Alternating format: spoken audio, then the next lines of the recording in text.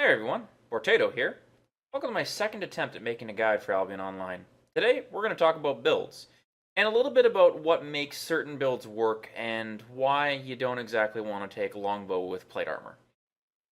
We're going to break down the details of some cookie cutter concepts so that everyone can mix and match to their heart's content, and hopefully this will guide everyone who's looking for a build but doesn't quite understand the game well enough to really theory craft their own.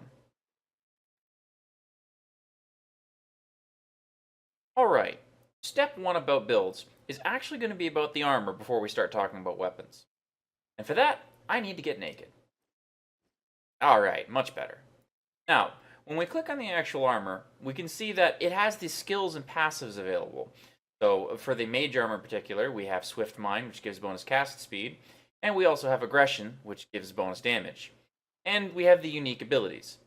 However, those aren't necessarily the most important thing when talking about what armor you're wearing. The difference in passive stats is massively important as well. As you can see here, we actually get a 50% damage bonus from wearing mage armor, whereas if we pick up knight armor instead, we only have a 5% damage bonus. But knight armor gives more armor, magic resistance, CC resistance, and more hit points. This is important when you're talking about builds because there's synergies that can evolve. If you're trying to deal a lot of damage, you probably shouldn't be taking plate armor because it's going to be reducing the percentage bonus massively for doing so. Before we move on to talking about the next step, I feel it's worth noting there's a slight difference in what passives are available based on the tier. If you haven't noticed this before, in the armors at the very least, a second passive shows up when you get to tier 5. However, because artifacts technically count as tiers higher, you can actually get these same passives unlocked as early as tier 4. Weapons are slightly different. They get a new W ability at tier 5, and their new passives at tier 6. Let's look at the differences between the three different lines of armor, and see what we can see. The cloth line is generally very targeted towards high damage, but also has a lot of passives that are oriented towards cast timers and high mana use. This is very commonly seen in the magic line of staves, and it's obviously meant to pair together.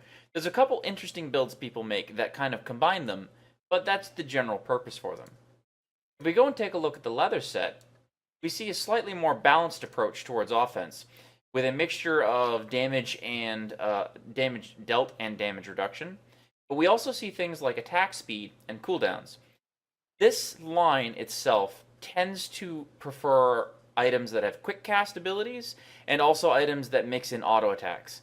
So the quintessential leather item is the bow. You have things like scattershot, which is instant cast, and then you also have a bunch of abilities that empower auto attacks. The final line, the plate line, is pretty straightforward. All of its abilities are geared towards tanking.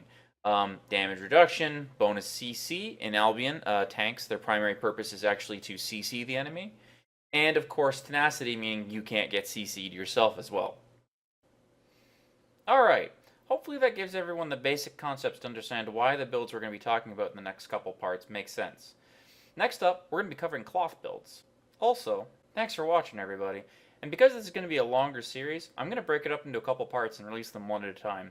Make sure to subscribe if you'd like to see the next one.